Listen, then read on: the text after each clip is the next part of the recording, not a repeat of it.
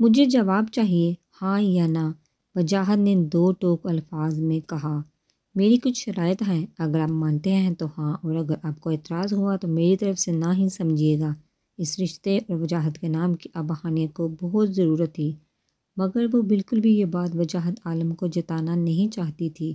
بہت کوششوں سے اور اپنے لہجے کو ہموار رکھ کے وجاہت سے بات کر رہی تھی، ورنہ انجان لوگوں کے آگے اس کی کبھی زبان نہیں چلی، مگر اب تو یہ اس کی پوری زندگی کا سوال ہے، تو اس سے ہمت تو دکھانی ہی تھی نا۔ آپ کو ایک عالیشان زندگی مل رہی ہے، شان و شوکت ملے گی، اس سے زیادہ کیا چاہیے آپ کو؟ مجھے آپ کی جیسی شان و شوکت اور عالیشان زندگی کی کبھی کوئی خواہش نہیں رہی، یہ میری زندگی کا معاملہ ہے۔ ہانیہ نے صاف الفاظ میں وجاہت کو یہ بتا دیا تھا کہ وہ اپنی شرائط کے بغیر حور کی ذمہ داری نہیں سنبھالے گی۔ ٹھیک ہے، بتائیے آپ کی شرائط کیا ہیں؟ اگر مجھے مناسب لگی تو میں مانوں گا، وجاہت نے اگر الفاظ پر زور دے کر کہا۔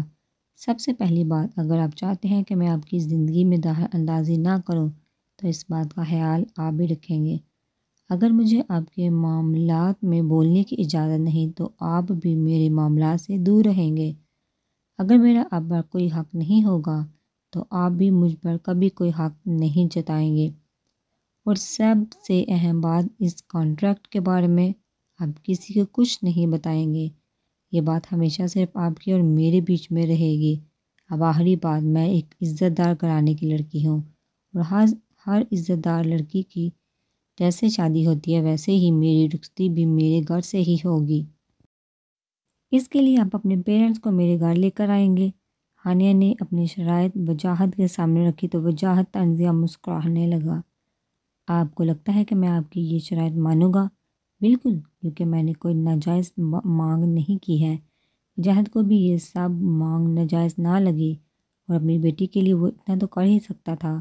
ٹھیک ہے، میں آج شام ہی اپنے گھر والوں کے ساتھ آپ کے گھر آؤں گا، اور کل ہی ہمارا نکاح ہوگا۔ وہ میرے گھر آتے ہی آپ کانٹریکٹ سائن کریں گی۔ وجاہت نے بھی اپنی بات مکمل کی۔ ٹھیک ہے، مجھے منظور ہے۔ ہانیہ نے وجاہت کو اپنے گھر کا ایڈریس دیا۔ مجھے یقین ہے آپ کبھی کسی کو کانٹریکٹ کے بارے ہی بتائیں گے۔ ہانیہ یہ کہہ کر آفس سے چلی گئی، اور وجاہت اپنی سوچوں میں گم ہو گیا۔ کیا ایک باپ ہونا ایک آدمی کے لیے کمزور ہونے کی بات ہے؟ کیوں وہ ہانیہ کی ہر شرط مان گیا تھا؟ مام، ڈیڈ، دادو۔ وجاہت نے گھر میں آتے ہی زور زور سے سب کو پکارنا شروع کر دیا۔ کیا ہو گیا ہے بیٹا؟ اس طرح سے کیوں چلا رہے ہو؟ عالیہ بیگم نے وجاہت کو چلاتے ہوئے دیکھا تو بول دی، مام، سب کو آنے دے، پھر بتاتا ہوں۔ عالیہ بیگم کے بعد شان صاحب اور نیلم سائدہ بیگم کو لے کر آ گئی۔ بولو، کیا بولنا ہے تمہیں؟ عالیہ بیگم نے سب کے بیٹھنے کے بعد بات کو شروع کیا۔ میں شادی کر رہا ہوں۔ وجاہت کے الفاظ میں حال میں بیٹھے سبھی افراد کو شاک کر دیا۔ یہ کیا کہہ رہے ہو تم؟ اور شادی تم جانتے بھی ہو کہ کیا کہہ رہے ہو؟ شان صاحب نے بھی تھوڑی سختی سے کہا۔ ڈیڈی، میں جانتا ہوں میں کیا کہہ رہا ہوں، اور میں شادی اپنے لیے نہیں بلکہ اپنی بیٹی کے لیے کر رہا ہوں۔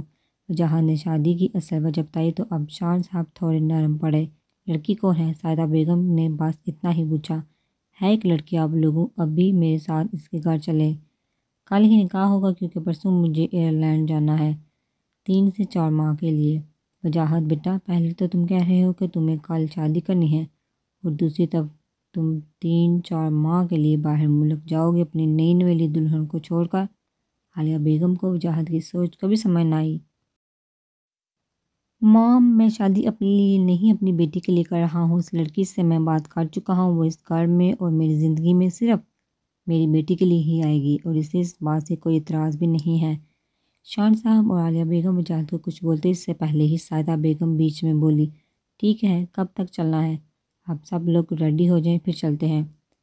اگلے 2 گھنٹے میں وجاہت اپنے گھر والوں کے ساتھ ہانیہ کے گھر میں موجود تھا۔ ہانیہ نے پہلے ہی وجاہت کے بارے میں سب کو گھر میں بتا دیا تھا، سوائے کانٹریکٹ والی بات کے۔ اس نے وجاہت کو اپنی بیٹی کے لیے شادی کرنے کے بارے میں بھی بتایا تھا۔ دونوں گھرانوں میں بات چیت ہوئی اور سبھی کافی حد تک مطمئن تھا۔ سائدہ بیگم کو ہانیہ کے گھر والے بہت اچھے لگے، اور ہانیہ بھی، اور سعید صاحب کو بھی وجاہت بہت بایا۔ وجاہت سب سے بہت احترام سے ملا۔ فاطمہ تو اپنی بیٹی کے لیے اتنا اچھا رشتہ آنے پر ہی بہت خوش تھی، اور عائشہ تو پلے ہی نہ سما رہی تھی۔ پہلے تو اس کی ہانیہ سے جان چھوٹ رہی تھی اور اسے اتنے امیر کبیر گھرانے سے رشتہ جو جڑ رہا تھا۔ سید صاحب، ہم چاہتے ہیں کہ بچوں کا نکاح کل ہی ہو جائے۔ شان صاحب نے اصل مدعے کی بات کی۔ یہ کیسے ممکن ہے شان صاحب؟ آپ لوگ رشتہ آج لے کر آئے اور کل نکاح کی بات کر رہے ہیں۔ اصل میں سید صاحب پرسوں وجاہت کو آئرلینڈ جانا ہے، اسے وہاں کتنا ٹائم لگے یہ بتانا تھوڑا مشکل ہے۔ حور بہت چھوٹی ہے اور اسے ایک ماہ کی ضرورت ہے، صرف اسی لیے ہم جلدی کر رہے ہیں۔ سید صاحب نے تھوڑا سوچا اور پھر ہانیہ کے لیے دوسرے آئے ہوئے رشتے کے بارے میں سوچ کر انہوں نے اللہ کا نام لے کر سب کو ہاں کر دی۔ اسی طرح اگلے دن ہی ہانیہ اور وجاہت کا نکاح سادگی سے کر دیا گیا۔ ہانیہ رخصت ہو کر عالم میں آئی تو وجاہت کی نظریں اسی پر تھی۔ وہ دیکھنا چاہتا تھا کہ ہانیہ اس محل نما گھر کو کن نظر سے دیکھتی ہے، مگر وجاہت کی سوچ کے برعکس ہانیہ نے گھر کو نظر بھر کے بھی نہ دیکھا۔ ہانیہ نے حسرت سے دیکھا تو صرف حور کو دیکھا جو چھوٹی سی بچی کسی عورت کی گود میں تھی۔ ہانیہ نے محبت سے حور کو دیکھا تو سعیدہ بیگم نے میڈ کو اشارہ کیا کہ حور کو ہانیہ کو دے۔ میڈ نے بھی سر ہلا کے حکم پورا کیا اور حور کو ہانیہ کی گود میں دے دیا۔ ہانیہ نے حور کو گود میں لیتے ہی اسے پیار کیا۔ وجاہت سب پر ایک نظر ڈال کر اپنے کمرے میں چلا گیا۔ سعیدہ بیگم نے نیلم سے ہانیہ کو کمرے میں لے جانے کا کہا تو نیلم ہانیہ کو لیے وجاہت کے کمرے کی طرف بڑھ گئی۔ نیلم نے دروازہ نہ کیا تو وجاہت کی اجازت ملتے ہی نیلم ہانیہ کو لیے کمرے میں داخل ہوئی۔ ہانیہ کو وہاں دیکھ کر وجاہت کچھ بولنے ہی والا تھا کہ نیلم پہلے ہی بول پڑی۔ برو، میں بابی کو لے کر آئی، اب میرے نیک دیجیے۔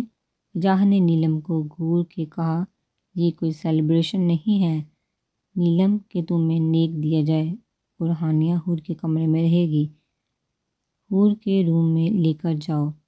وجاہت نے نیلم اور ہانیہ دونوں کو حور کے کمرے میں جانے کا کہا تو پیچھے سے دادو بھی وجاہت کے روم میں چلی گئی۔ نیلم بیٹا تم جاؤ، تمہارا تحفہ تمہیں مل جائے گا۔ دادو نیلم کو وہاں سے بھیج کر روح وجاہت کی طرف کیا۔ ہانیہ تمہاری بیوی ہے، اس رشتے سے وہ تمہارے کمرے میں ہی رہے گی۔ وہ الگ بات ہے کہ تمہارے جانے کے بعد وہ حور کے روم میں شفٹ ہو جائے گی، مگر اس سے پہلے وہ یہیں رہے گی۔ سعیدہ بیگم نے دو ٹوک بات کی۔ دادو آپ کو پتہ ہے یہ شادی میں نے کیوں کی ہے اور اس کے آگے آپ مجھے کسی بھی چیز کے لیے پریشرائز نہیں کر سکیں گی۔ وجاہت عالم نکاح کوئی مذاق نہیں ہوتا دادو، یہ نکاح ایک مجبوری سے زیادہ کچھ نہیں ہے۔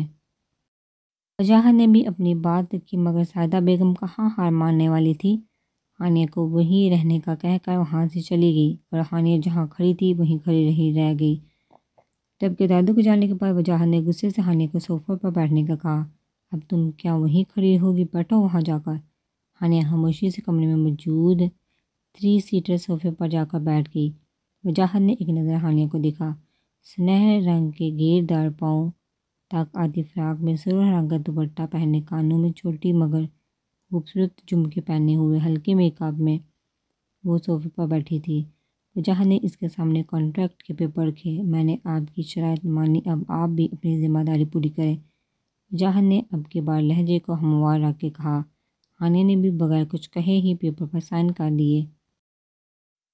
پیپر لے کر وجاہت کمرے میں بنے اسٹڈی روم میں چلا گیا جبکہ ہانیہ وہیں بیٹھی رہی۔ قریب 2 گھنٹے بعد وجاہت کمرے میں واپس آیا تو دیکھا ہانیہ وہیں صوفہ پر اسی پوزیشن میں بیٹھی تھی جیسے وہ اسے چھوڑ کے گیا تھا۔ وجاہت کچھ کہتا اس سے پہلے ہی ہانیہ نے گھڑی پر ٹائم دے کر وجاہت کو مخاطب کیا۔ اس وقت مجھے لگتا ہے آپ کے گھر والے سو چکے ہوں گے، آپ مجھے حور کا کمرہ دکھا دیجیے، کون سا ہے، میں وہیں جاننا چاہتی ہوں۔ ہانیہ کا انداز دیکھ وجاہت کا دل کیا کہ اس سے خوب باتیں سنائے، مگر اس نے ایک بار پھر تحمل کا مظاہرہ کیا اور صرف ایک بات کہی، آپ کے لیے یہی بہتر ہے۔ ہانیہ کو حور کے کمرے کو بتایا تو ہانیہ بغیر وجاہت کی طرف دیکھے کمرے میں چلی گئی۔ ہانیہ کے جانے کے بعد وجاہت نے بس ایک بات سوچی، پتہ نہیں خود کو کیا سمجھتی ہے۔ اتنا بول کے وجاہت لیپ ٹاپ لیے بیٹھ گیا اور اسکرین پر حور کے کمرے میں موجود خفیہ کیمرے کی ویڈیو آن کی۔ اسی کیمرے کی مدد سے وہ حور پر ہر وقت نظر رکھتا تھا۔ ہانیہ کمرے میں آتے ہی حور کو گود میں لیے بیٹھ کے اس کے ساتھ کھیلنے لگی۔ وجاہت کافی دیر تک ان دونوں کو دیکھتا رہا، جب تک ہانیہ نے حور کو سلا کر خود بھی حور کو لیے لیٹ گئی